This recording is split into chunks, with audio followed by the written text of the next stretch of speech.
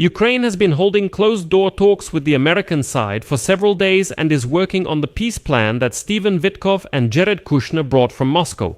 Today, Volodymyr Zelensky said he spoke by phone with Witkoff, Kushner, Umerov and Hnatov, who are holding talks in Miami. As Zelensky stated, quote, "They paid attention to many aspects and discussed quite quickly the key points that could guarantee an end to the bloodshed and remove the threat of a third Russian invasion, as well as the threat of Russia not fulfilling its promises, as has happened more than once in the past." And here, experts assured that closed negotiations are currently underway, the results of which may not please the public.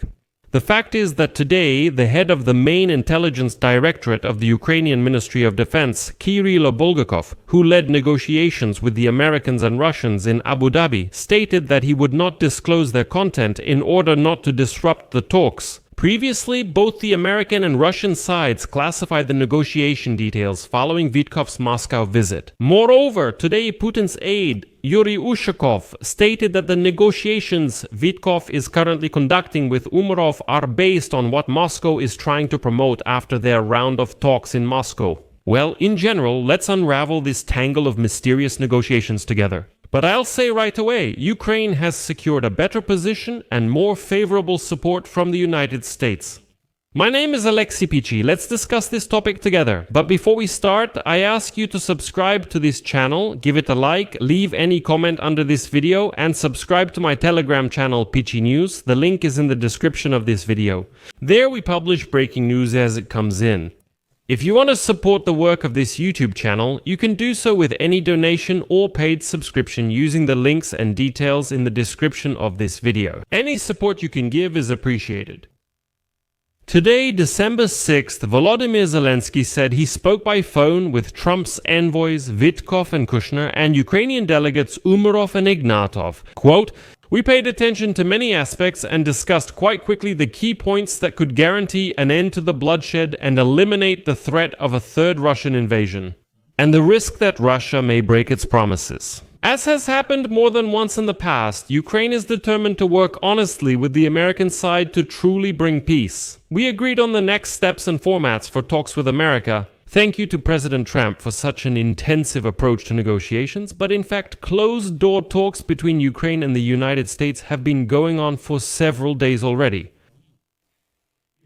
The negotiations, which began last Thursday in Miami between Witkoff and Umerov, became a continuation of the 5-hour meeting between Trump's advisor Steve Witkoff and Jared Kushner with Vladimir Putin in Moscow. This week, Trump called these Moscow contacts very good and stated that his representatives returned with the feeling that Putin wants to make a deal. Let me remind you that Ukraine's delegation is led by Chief Negotiator and Secretary of the National Security and Defense Council, Rostem Umerov, and Chief of the General Staff, General Andrei Natov. They met with Witkoff and Kushner on Thursday evening at 2 o'clock.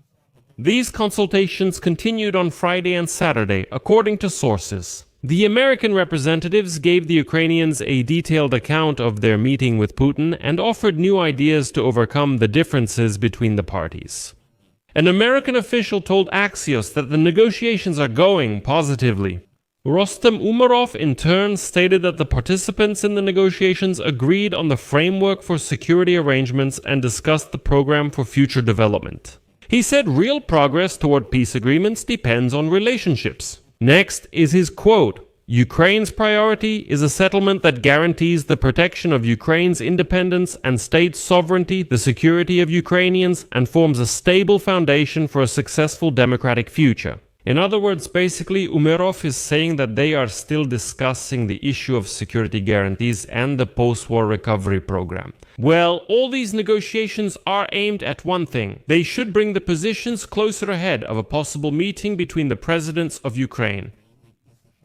Despite the fact that the public positions of Ukraine and Russia on territories seem incompatible, Washington still believes that a compromise may be achievable even on the most sensitive issue.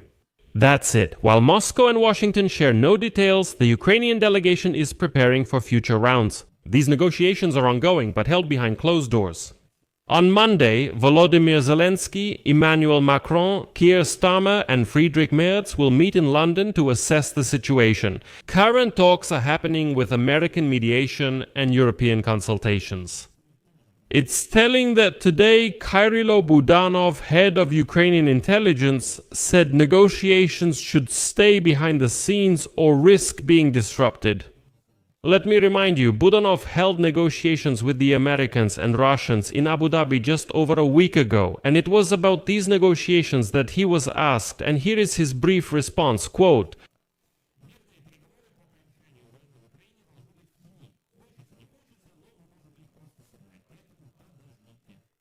"The Russians, let me remind you, also stated that they would not publicly discuss the course of the negotiations, but the Ukrainian delegation still secured a better position for Ukraine and more support from the United States. Today, there was a significant statement from the United States State Department, and next I'll quote, "For 2 days, Vitkov and Kushner met with Umarov and Natov for constructive discussions on advancing a reliable path to a long-term and just peace in Ukraine. The Americans and Ukrainians also agreed on a security framework and discussed the necessary deterrence measures to support a long-term peace.